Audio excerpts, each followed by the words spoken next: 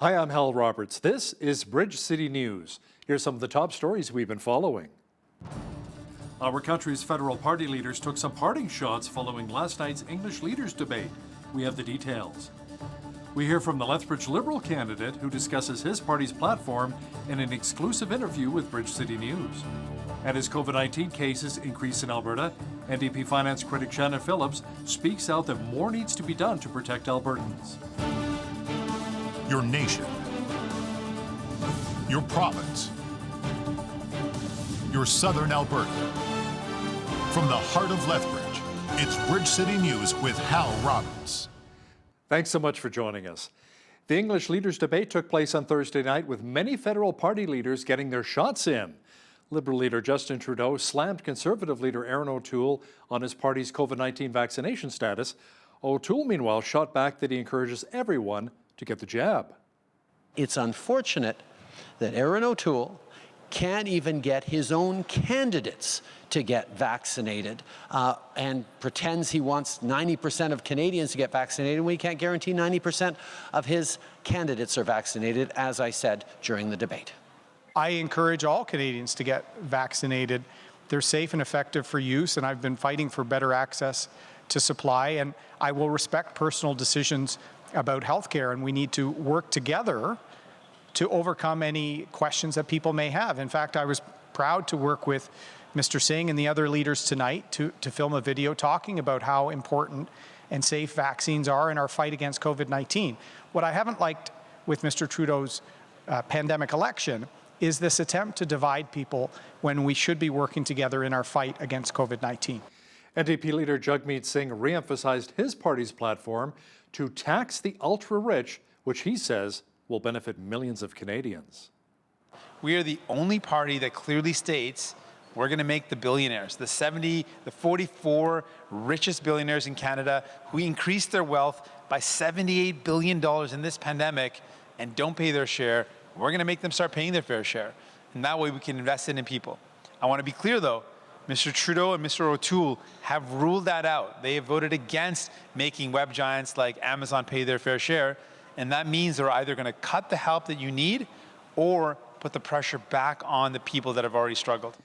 Green Party leader Annamie Paul says she was disappointed that last night's debate didn't allow for more time to discuss the issues of climate change and helping our Indigenous communities. She also says more of the smaller parties should have been invited to the debate so their voices could have been heard. We can see what this new system has created. It's created less opportunities for people in Canada to get to know the parties, to get to know the leaders of those parties, to get to know our positions. That's not a good thing for democracy. In the case of those parties who are not included, I think we do need to find a way for small parties who are trying to establish themselves to have a way of participating and getting known. Otherwise, we do have the same old parties constantly monopolizing the discussion. Devin Hargreaves is the Liberal Party candidate for Lethbridge. He recently joined us right here on Bridge City News. Now, we talked about the Liberal Party's spending during the pandemic and if his party has a plan to bring down our country's $1 trillion debt.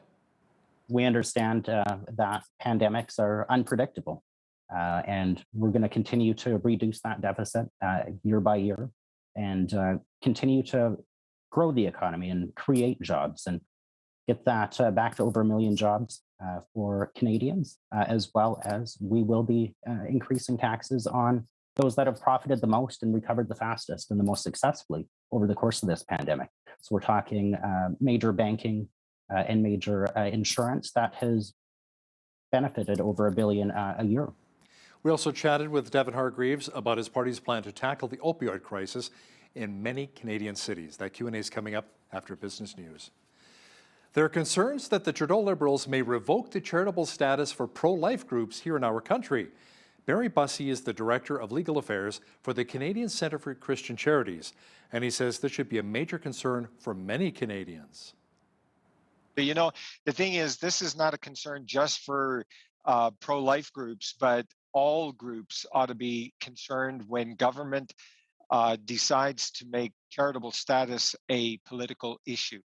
Because what's happening is that a charitable group is being challenged because they don't fit the ideology of whoever's in power. For us, it's not a partisan political issue. It is an issue that deals with our membership across the country. We have over 3,300 members across the country. And in this particular statement that was issued there last week, the reality is it's undefined.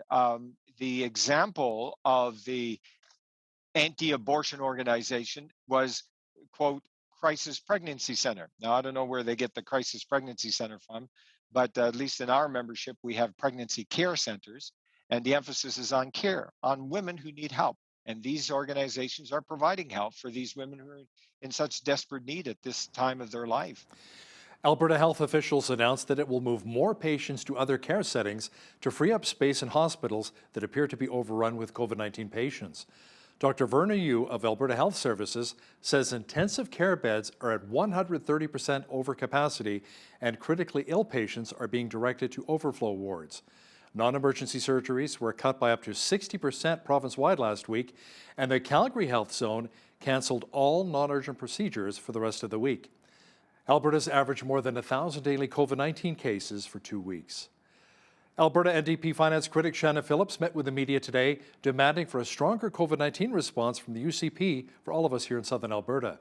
The NDP is demanding the government to do more to take the pressure off of our hospitals as hospitalization increases and elective surgeries are being cancelled. Many Albertans had their hopes up yesterday. I certainly did when I heard that the UCP was finally going to announce new measures to reduce the pressure on our hospitals, which are in crisis across the province due to the high level of admissions that we've seen of COVID-19 patients over the last few weeks. Now, that pressure is entirely due to the failure of the Premier and his UCP caucus to act when the danger signs were obvious. Yesterday, all we got was more cowardice from the UCP government. Phillips adds her and the NDP government are continuously pushing the UCP to adopt a vaccine passport in order to move forward through the fourth wave. A veterans club here in Lethbridge is celebrating their 100th anniversary this year. Now, due to the pandemic, last year the club wasn't able to celebrate. So now, the Army, Navy, and Air Force Veterans Group is holding an event to truly honor the day. Adele Matthews is the president for the club, and she says that the pandemic greatly affected them, but that it's exciting to have visitors to come back once again. Oh, it totally affected us, and we had that shutdown, and it was kind of hard to pay bills, and we went to the government for all the grants we could get, and right now, it's all volunteer work in here. There's no paid employees at all, and we're having a lot of memorial stuff out, and the hall is open. We're having a barbecue, and we've got some music going on, and we just would like people, if their parents did come into this club, we'd like them to come down and maybe just give us a story of how their parents enjoyed the club. Doors open for the 100th anniversary event at 12 noon on September the 11th, and the program starts at 2 in the afternoon. As part of Reconciliation Month and efforts through the city, a new art mural has been installed outside of the Tele Centre in downtown Lethbridge. The city's Reconciliation Lethbridge Advisory Committee, Tele, and Heart of Our City Committee put out a call for Indigenous artists to create an art piece which reflects the theme of the 5th Annual Reconciliation Week, Voice and Representation. Very excited to welcome the work of two Kainai artists, Haley Heavy Shield and Cheyenne McGinnis. We're looking to celebrate more Indigenous voices in public spaces, to give more Indigenous artists opportunities to display their art as part of the city's public art collection. And we're just very excited that we've been able to realize this project as part of kind of the kickoff to Reconciliation Week. I wanted to be very intentional about including Blackfoot language and culture into these pieces because of the theme of Reconciliation Week or month is voice and representation. And so for the youth and for Lethbridge residents to be able to see and witness and hear Blackfoot language was really important to me. The new murals are expected to be up for approximately 6 months and are located again on the Telus building in downtown Lethbridge.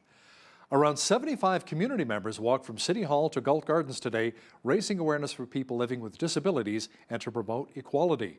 The 11th annual Citizen Walkabout was put on by South Region Self-Advocacy Network. This year's theme was Our Disability Journey. Organizer Mark David says the goal is to bring awareness of the challenges people living with a disability face on a daily basis. It's incredibly important for the community to come out and show their support and help bring awareness to the challenges that people with disabilities face on a day-to-day basis. I think COVID-19 has really highlighted a lot of the barriers that still exist today, and not just accessing the community, but also accessing online through technology, be able to participate in things that a lot of people take for granted on a day-to-day basis. It's an ongoing battle, as most things are, right? We want to ensure that people are able to exercise their rights as engaged and empowered citizens. And so events like this are truly important to be able to highlight that we are all people.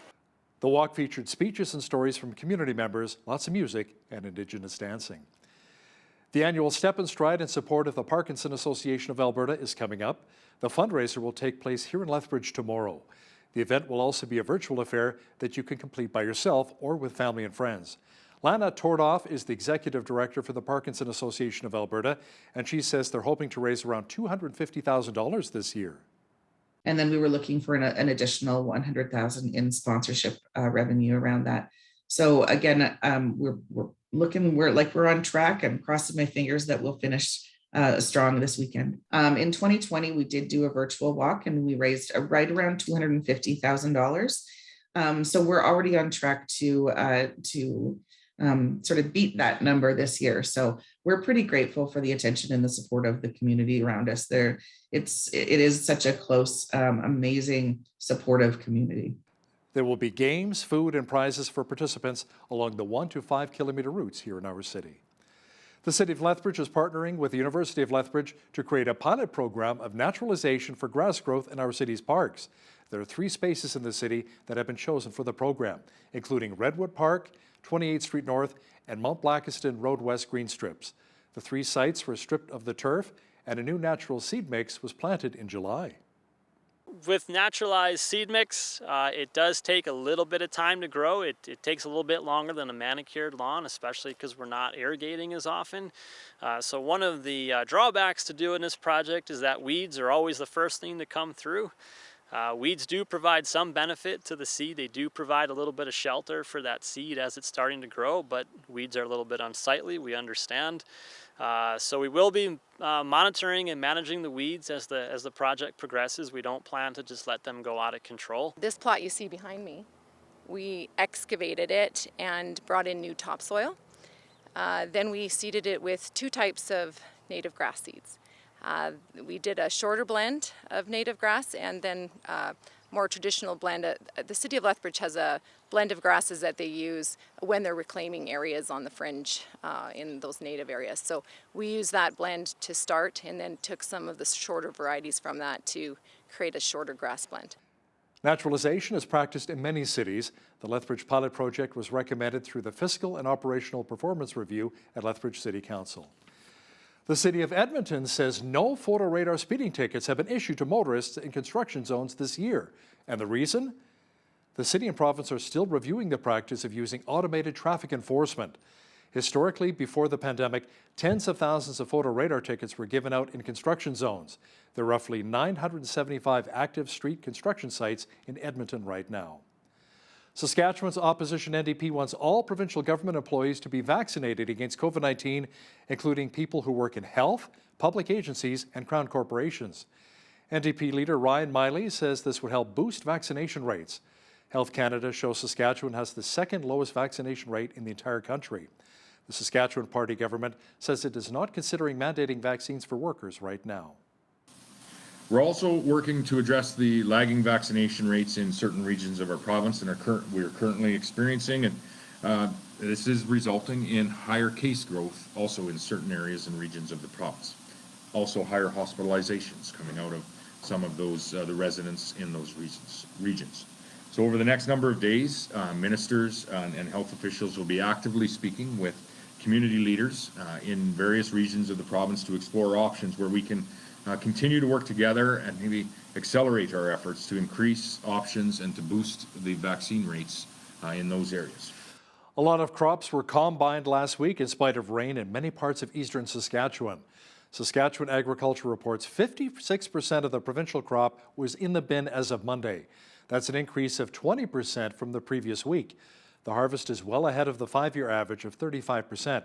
but the province's yields are well below normal due to drought.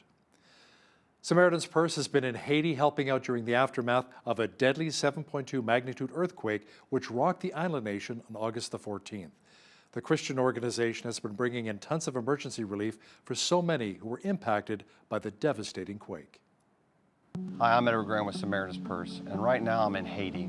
The area around me was recently devastated by an earthquake. Many have lost their homes, many lost their lives, but right after the earthquake, Samaritan's Purse immediately sent its DC-8 cargo plane down here with a hospital, tarps, and supplies to begin giving people temporary shelter, but also surgical needs, treating hundreds of patients coming from all around. And I've seen incredible things today from our volunteers and our staff. We brought water filtration systems in. We're providing clean drinking water for tens of thousands, but we're also providing temporary shelter with plastic and tents for those that have lost everything. We do all this through the local church, and we do it to share the love of Jesus Christ to those that are suffering and hurting. But we can't do it without you. We need your prayers, we need your support, but I want you to pray for Haiti. Haiti needs your prayers. They need your prayers right now during this challenging time as they recover from this earthquake. Thank you. U.S. Secretary of State Antony Blinken says his country's diplomats mobilized in the wake of the September 11th attacks. Now, 20 years later, they continue to strive to keep their fellow citizens safe.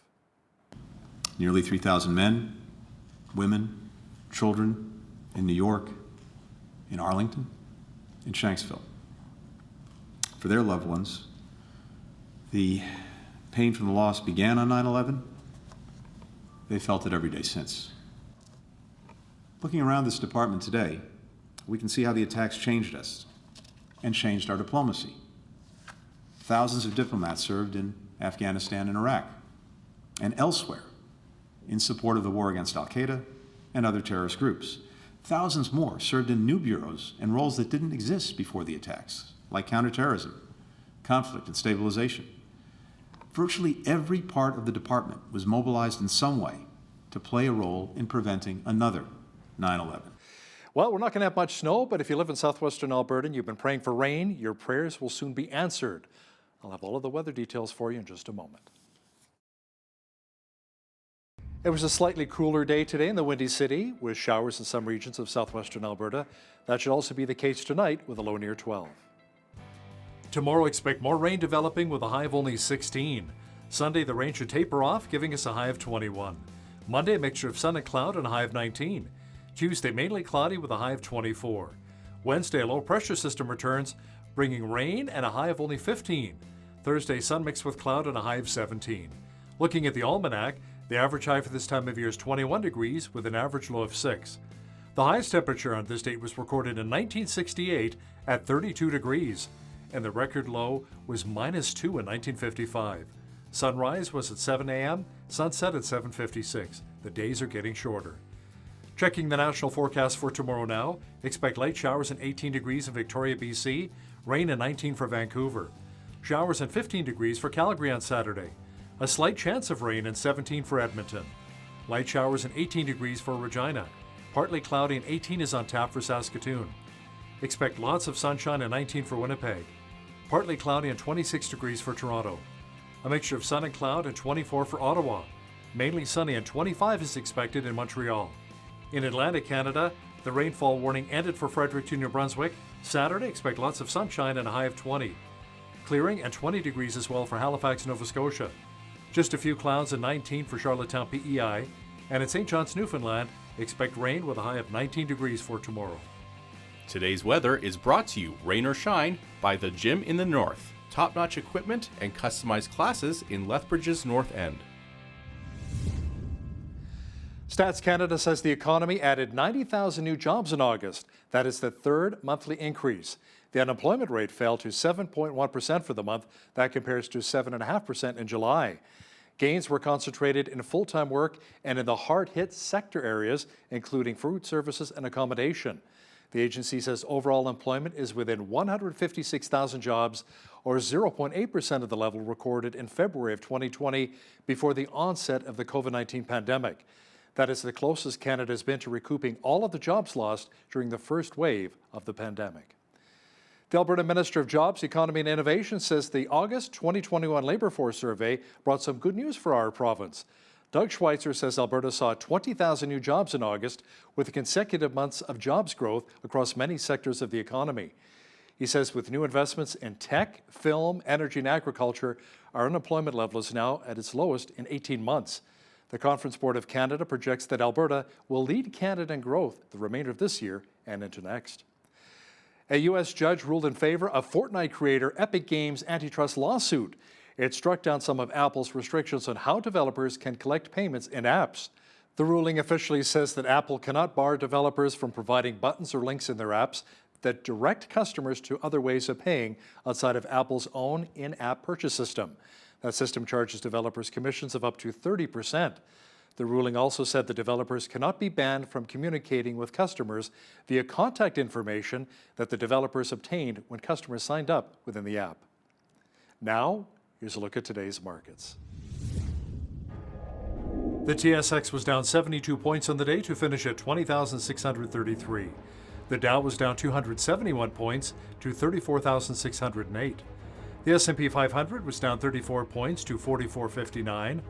And the Nasdaq was down 132 points on the day to 15,115. West Texas Intermediate Oil was up $1.58 to $69.72 US per barrel. Natural gas was down 9 cents to $4.94 US. Gold was down $7 to $17.8759 US an ounce, and silver was down 30 cents to $23.74 US an ounce. Wheat is at $400 per metric ton, barley's at $392, canola's at $852, and corn is at $423 per metric ton. Live cattle were down 33 cents to $123.43. Feeder cattle were down $1.53 to $157.73, and lean hogs were down $3.03 to $82.45. The Canadian dollar was down slightly over the past 24 hours to 78.80 US.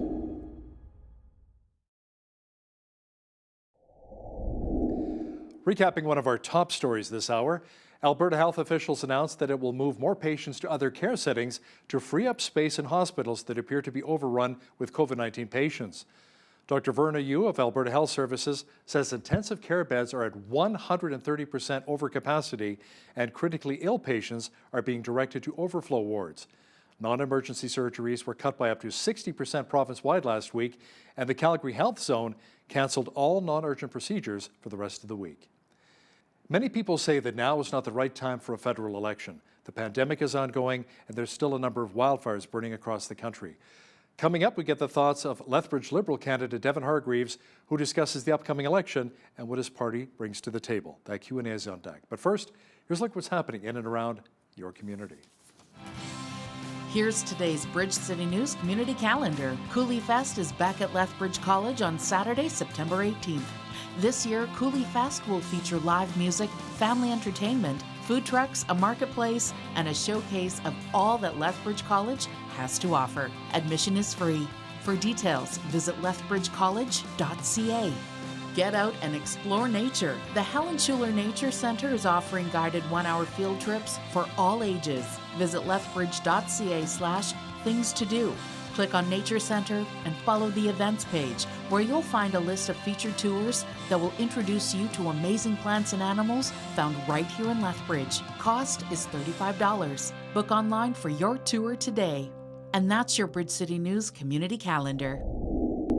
The 2021 federal election is fast approaching, and today we have the opportunity to discuss the issues with the Lethbridge Liberal Party candidate, Devin Hargreaves. Devin, welcome back to Bridge City News.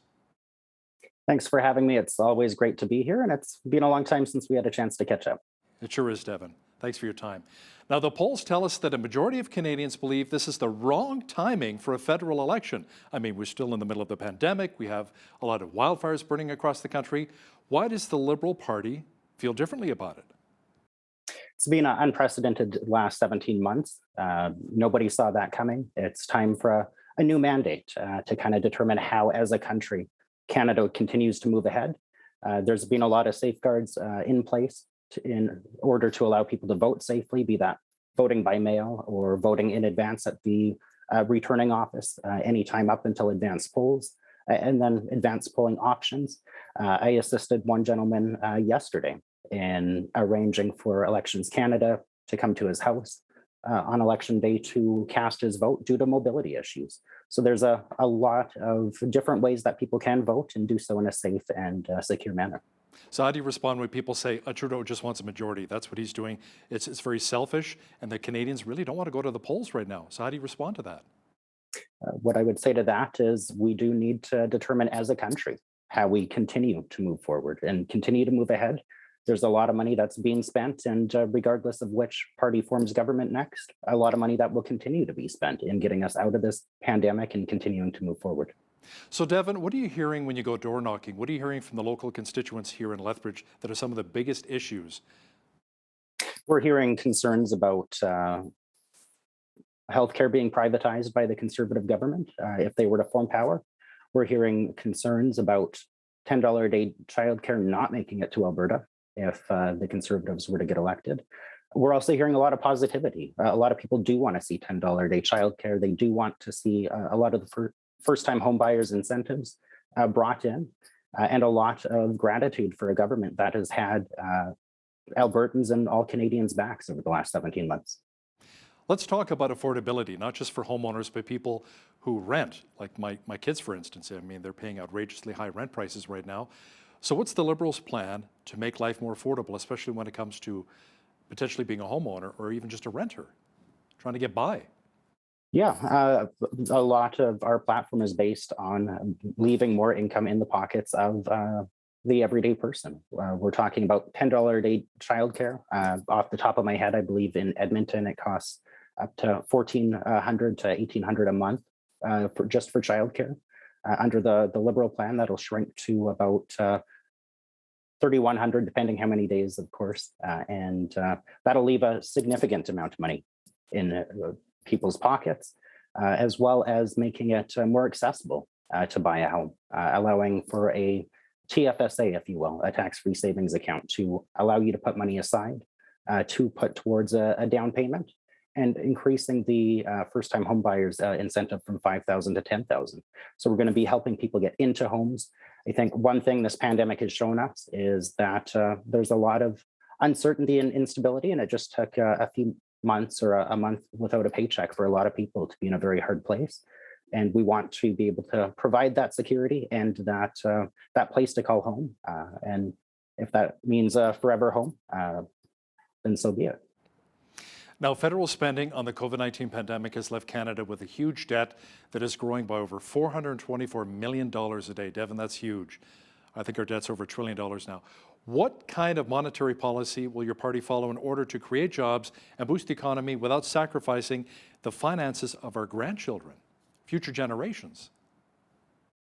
Yeah, so built into the last budget that was presented, we did have $15 billion over the next 2.5 years, kind of on standby, if you will, to use. We understand that pandemics are unpredictable, and we're going to continue to reduce that deficit year by year and continue to grow the economy and create jobs and get that back to over 1 million jobs for Canadians, as well as we will be increasing taxes on those that have profited the most and recovered the fastest and the most successfully over the course of this pandemic. So we're talking major banking and major insurance that has benefited over $1 billion a year. Now, the Liberal Party wants to see mandatory COVID-19 vaccines on planes, trains, not automobiles, but in the federal public service. But you're getting a little bit of pushback now from the unions. Will the government be firing anyone who doesn't comply, or will there be maybe some exceptions for those with religious differences and those with health reasons, not to get the jab? That's yet to be seen, as that policy, of course, is developed. I think the whole purpose of mandating mandatory vaccinations is to keep everyone safe. And if you're working and representing the Canadian government, individuals who have a right to access the services offered and provided by the government of Canada have a right to feel safe and secure while doing so. How about vaccine passports? What's your stance on those? Do you think we should use them not just for travel, but maybe before going to restaurants, going out to movie theaters, just going out, period? Do we need those vaccine passports? I think vaccine passports make a lot of sense. our party has announced funding for provinces to create vaccine passports and to continue to move forward with ensuring everyone remains safe, and that those who have taken the time to go out and get vaccinated in the interest of our community are able to still enjoy life in as much of a normal way as we can. Now let's circle back to healthcare for just a moment here as well. Now the Liberal website includes a headline that reads, "Better healthcare for everyone." What exactly does that mean, and how will that be delivered? Right off the top, we'd be looking at working with provinces to increase our doctors and nurses by up to 7,500. As I'm sure a lot of people in Alberta have noticed, and I've heard this a lot at the doors, under a Conservative provincial government, under Jason Kenney, past federal minister, we're seeing doctors leave this province in unprecedented numbers. Off the top, I think over 30 doctors have left Lethbridge. It's a huge issue for our community. And so to be able to get everyone the right to a family doctor and someone to provide care for them and their families is essential in order to ensuring our communities are safe and remain healthy. As well, we're looking at increasing pay for long-term healthcare workers. I don't think anyone wants to see what happened in Ontario earlier last year, where they had to send the army in to help. So instead of having individuals working for minimum wage, if you will, and having to work at numerous facilities, which greatly contributed to the transmission of COVID between those facilities, let's give them a living wage and continue to provide great care for our seniors. They're the reason we're here today, and we owe it to them to continue to protect them and ensure they're cared for. Now, you talked about the shortage of doctors. We've seen that across the province here. How can we work with the province to attract more doctors to some of the smaller cities as well, like Lethbridge and Medicine Hat? I think Lethbridge is a great city to raise a family, to buy a home, and to really enjoy everything our community has to offer. I think working with the provincial government may at times be difficult, but our Liberal government has managed to do that throughout the course of this pandemic. And if re-elected, would continue to extend an outstretched arm to care for all Albertans and all Canadians. Now, Devin, there's word that the Trudeau Liberals may revoke the charitable status for Canada's pro-life groups. How do you respond to that?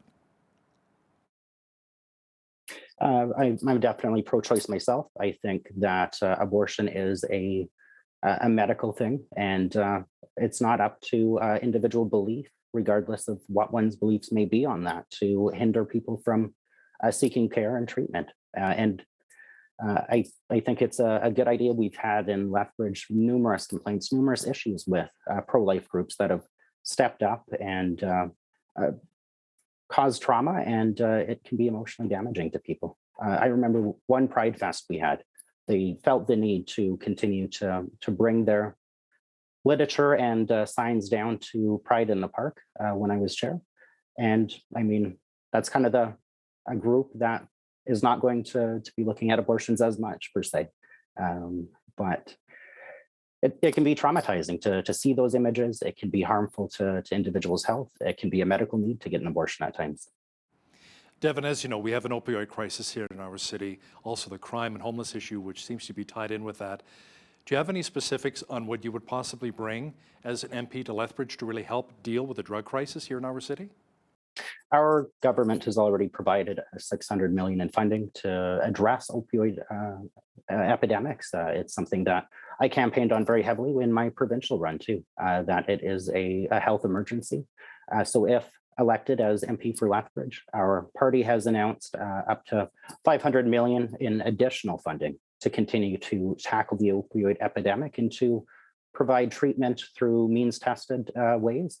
And that's the way we're going to get over this. It's a multi-pronged approach, be that supervised consumption services, detox, as well as a lot of mental health. And to expand on that, we're looking at introducing a 3-digit mental health crisis line for all of Canada. So it's a multi-pronged approach. And again, helping people get into housing and such will help contribute to that. I guess a big question as well is how much of that $500 million will actually make its way down here right down to Lethbridge. Now, Devin, speaking of big bucks, the carbon tax is having a major impact in southern Alberta, especially a lot of the farmers that we talk to. Is a carbon tax really necessary to protect the environment, or is it just a way to generate more revenue for the government? It has been a great way to help ensure that we are bringing down our greenhouse gas emissions and carbon. I think that it does, of course, raise revenue, but it's something that is a step in the right direction. Now, the Liberal platform states that the plan is to make sure the oil and gas sector is at net zero by 2050.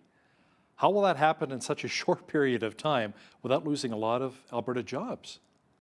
Part of our platform is to invest $8 billion to accelerate green industry, as well as to achieve net zero. We would have to retrofit a lot of our existing buildings and infrastructure. That in of itself is going to create an entire new industry and a new demand that would allow for many jobs to be created and for many new areas of expertise to thrive and flourish. Now, many Canadians and many Albertans, of course, are big supporters of the energy sector here. Many believe that it's the economic engine that's been driving this country for a number of years. But at the same time, a lot of people view Trudeau and the Liberals as very anti-oil, anti-energy. So why would you cut off the nose to spite your face? Like, it generates billions upon billions of dollars each year that can help pay for highways, for schools, and so much more. And it's not just oil, you know, for our vehicles, but I mean, oil is used in making driveways, you know, asphalt driveways and in plastics and such.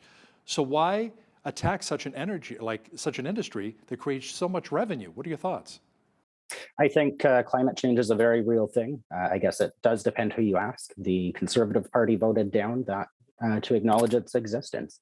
But I think if you've spent a summer in Lethbridge like I have, and you've been faced with 35 plus weather for weeks on end, and then smoke and the like, as well as being confined at home due to a global pandemic, it becomes inevitable that we have to admit that climate change is real, it does exist, and as a world, as a global group of people, we do have to find ways to start addressing that. And I think it's great that Canada's ahead of the curve. We're doing what we can to do our part to reduce greenhouse gases, carbon, and continue to move forward for everyone. Now, back in 2015, Prime Minister Justin Trudeau made a promise to end long-term drinking water advisories on our First Nations by the spring of 2021, I believe.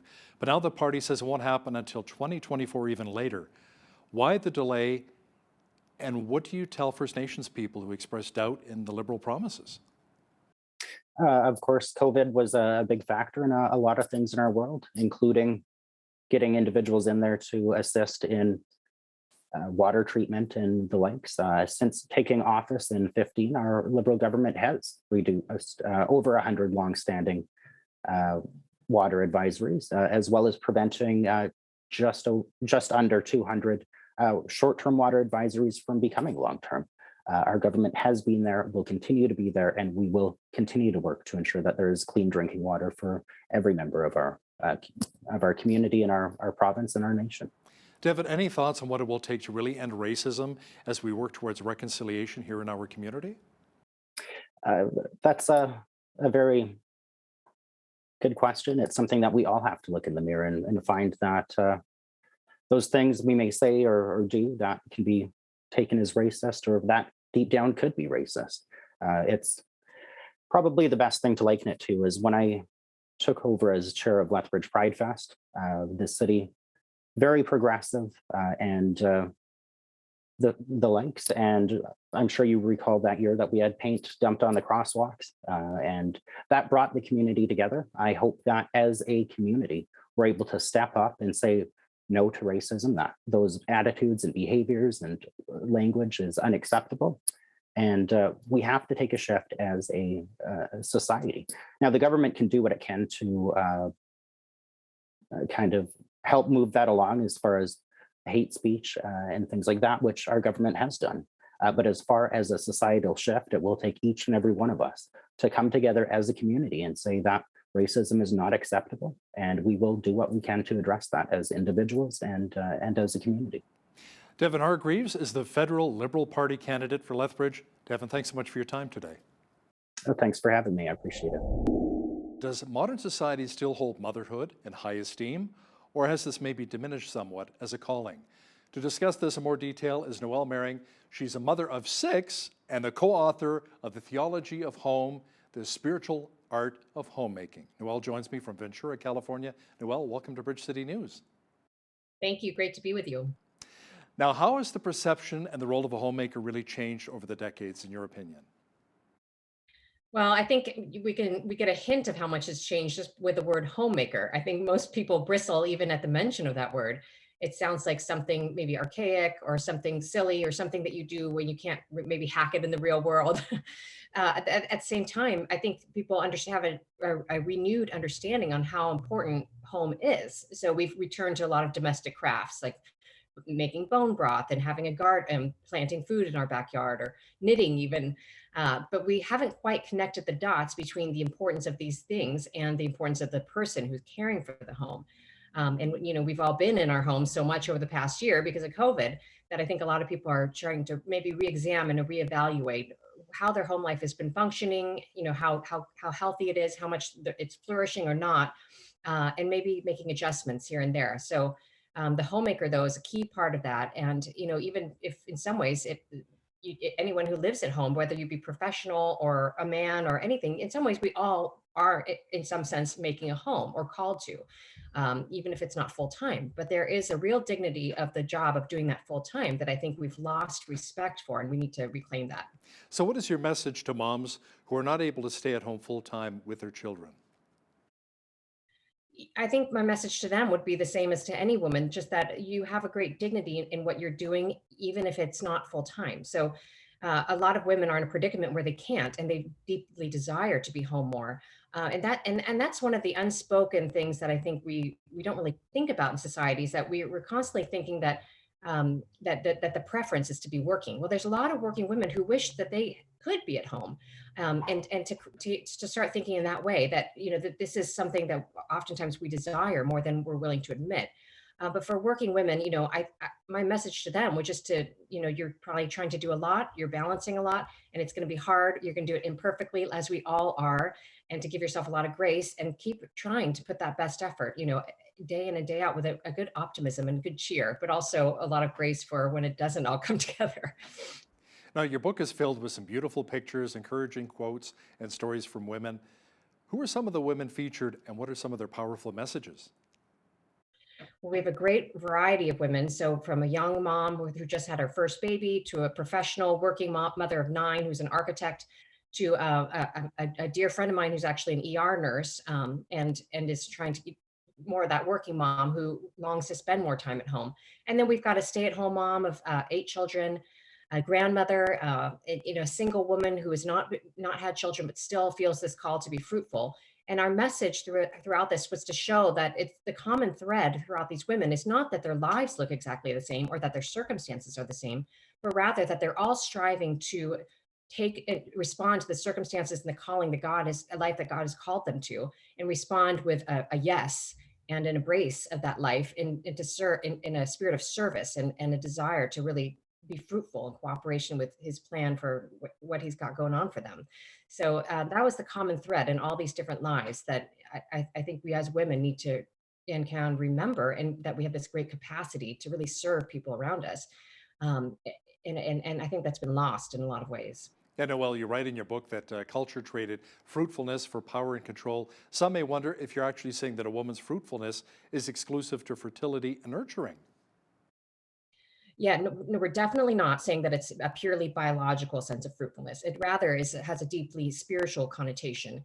And we really use that in a theme throughout the book, that there's, there is this way in which women have this capacity to receive others in our prayer life, into our homes, as mothers and welcoming babies.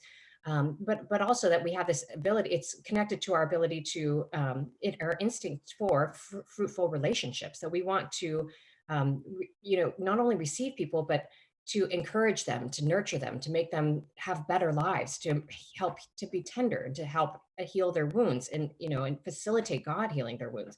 So I think there's a deep desire on women's hearts, but we've had this metric that our purpose is not this sort of thing, but rather a metric of power, that we are supposed to be powerful, and that's our goal. And I think one of the things we dig into is the fact that women are powerful. It's a fact, but it's not our purpose. And that's a very different setup if you think of it as your purpose versus just a fact of your life. Because once you make it your purpose, you become induced to a lot of anxiety, your competition, comparison, all these sorts of kind of ill feelings that are the sort of rotten fruit of making power your purpose. Many moms obviously worry about their children, doesn't matter what age, whether 2, 3, or even 23 years of age. You believe that while worry can offer a defense against the trials of life, it can also create jealousy and envy. Can you explain? Sure. Well, I think one of the things we dive into is the fact that worry has a similar it's similar to contemplation on the surface, but if you dig into it, they're actually quite opposite of one another. So worry is sort of a sense of trying to control a situation. If I think about this problem and all of the possible ways that things can go wrong or get worse, that somehow by thinking about this or obsessing over it, I can kind of contain it and keep the bad thing from happening. But we know obviously that's not true. And contemplation rather is to take it into our prayer life. So we can take that same problem and think about it, but think about it in a way that we're surrendering it to God, and we're pleading to Him to guide us through this with a trust that He can. And so rather than containing it, controlling it, we're really opening ourselves up to God's will in regard with whatever that might be, and stepping out in faith and trust in His plan for us. Many moms like to compare themselves to other women for their accomplishments and the ability to multitask. Why should women remind themselves not to really get caught up in that? Yeah, I think that is a problem that's so exacerbated today, obviously, with the advent of social media. Everyone's susceptible to it, and I think it might be a lifelong struggle for most of us women. But I think it's really it's a waste of thought and a waste of time to put energy into comparing ourselves. There's always going to be someone more beautiful with a better house, with a seemingly happier marriage, or better vacation or something, you'll never arrive to the end of that struggle if you keep focusing on it. So one of the ways that I think we can shift in our minds away from that is to redefine ourselves, that our value is not based on the affirmation of other people so much as it is based on being daughters of God, of a loving Father. And that's where our dignity comes from. That can really root us and ground us. Now, you really explain in your book that a woman becomes who she is meant to be by drawing closer to God. Can you elaborate on that a little? Sure. I think, if our fundamental definition is in connection to Him, then it is in uniting ourselves to His will, coming closer to Him so that we might be able to reflect Him, in which we become more ourselves. So I think oftentimes people think that a relationship with God will sort of like subsume your personality, or you won't live your true self. You won't, and that's a very modern notion that we need to be individuals based on, this expression of this very unique, something inside of us. Well, that expression of a unique identity really comes through that fact that we're irreplaceable in his eyes, that He loves us as particular individuals in a familial way. And I think that's where we find that sort of irreplaceability, but it's not through making sure that we're expressing ourselves in our unique identities in ways that are really affirmed and seen by others. Rather, it's that we are, in becoming closer to Him, we're able to love more, and sin makes us boring. That's the thing that I think we don't realize. Sin actually is a flattening of the human person, whereas grace is actually a fulfillment of the human person, and that's where our focus could be. The role of a mom oftentimes involves a lot of serving, and many hold their children a little too tightly, which becomes more exposed as children get older. Why is detachment to our children necessary and the best thing for our children? It's such a good question. And one things we're trying to figure out is that there are two extremes that parents can fall into, and mothers maybe in particular. Either too neglectful, although that's more rare, but the more likely extreme is that we become too controlling, or that we use our children almost to serve our own egos, or to reflect us into the world in a way that's positive. And I think we all know that real leadership and real, whether it be through the father or through any parent, is going to be for the sake of empowering that child to actually go out into the world with confidence and courage and making their own decisions and able to rule themselves rather than be ruled by outside, externally. But it's creating children who can, it's ultimately, we're working ourselves out of a job. We're mothering them so for the sake of the fact that eventually they won't need to be mothered. And it's a sadness, but it's a sign of the transitory nature of parenting, but it is the best way to really be a loving parent. That's been the biggest thing for me too as a father with my two children, is just to let go and let God and let them. Sometimes they fall flat on their face. They're like, don't go down that path. I've been down that path. It'll lead to destruction. They're like, I'm going down that path. All right, you got to be hands off and just let them learn on their own, I guess, right? And that's a real challenge as for mothers and fathers. Absolutely. Yeah. Yeah. It's hard. You want to play God in a way, just say, I know what's going to happen. I know, I see the future. But, they, as you said, they have to come to it, their full freedom. And once they come to the good, choosing the good things out of their full freedom, they'll embrace it more deeply, than if it's kind of pushed on them or, coerced upon them. Now, Noelle, you're right that we all have a fundamental desire for community.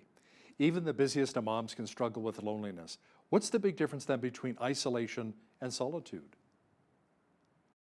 That's a profound question. I think isolation, it connotes something negative, whereas solitude, it's something active that we're choosing.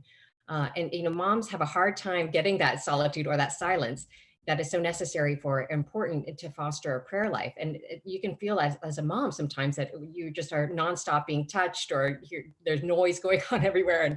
And it's really hard to find that silence. And so, we talk about trying to foster, even as busy moms, interior silence in our soul. So we can, even despite the chaos, kind of retreat into just for a moment and connect with our Lord. And we can do that in really physical ways with the mundane work of the house that, as I'm washing the dishes, I can say, we are washing the dishes, Christ is with me in this, even in this, and the folding of the clothes. I can say a prayer for the person who's going to wear that clothes. I'm going to say a prayer now for my son as I fold his shirt, or for my husband. And these are great avenues. And I think that's really the spirit of theology of home, is that we're recognizing that it's through the material world that the spiritual world, we can connect these worlds. We're not meant to be disembodied. We have bodies. Christ came and he's incarnate. And our lives too are reflections of that as well. So how we bridge these two worlds, our material world and our spiritual world, and the daily tasks of life. This is a really beautiful opportunity for us, and one that I think we shouldn't take lightly or think is unimportant. Some people feel that when we become lost in life, that's when we most yearn for home. Would you agree with that? Yeah, I think that's a universal longing. And my co-author, Carrie Gress, when we wrote our first book, Theology of Home 1, the subtitle is Finding the Eternal in the Everyday. She was listening to a song about a homecoming, and it really struck her, we all just love homecomings. We see soldiers coming home, being reunited with their families, or homecomings when children, the prodigal son, he comes home. These things are powerful and evocative. And I think it's because home really is this foretaste of heaven, where we can belong, where we can feel safe, where we're valued just for who we are, not for what we can do for someone, or, in a utilitarian way. These are all what home can point us to. And it speaks to the deepest longings of our heart, and ultimately is a whisper of what heaven, I think, will ultimately be like. So Noelle, any final thoughts on the best way of honoring our moms? Yeah, well, you could give them Theology of Home, the book, but the best way of honoring our moms, I think, is just to recognize, really spend some time. I just in anticipation of Mother's Day, I spent some time thinking about my mom and what I've learned from her. And on our website, theologyofhome.com, actually, I'm publishing an article today about with different women and what the best wisdom that they learned from their moms. And I think that's a nice Mother's Day present that they can all share, that we've thought about and really considered what we learned from them. Mothers love that. And I think it can be as simple as that, maybe written in a card, or spoken to her over brunch or over a phone call. I think that would be meaningful, and it really reflects some deep consideration too. Noelle, thanks so much for joining me today from Ventura, California. Thanks for having me. Noelle Mering is the co-author of The Theology of Home 2, The Spiritual Art of Homemaking. On behalf of all of us here at Bridge City News, I'm Hal Roberts. God bless, and thanks so much for watching.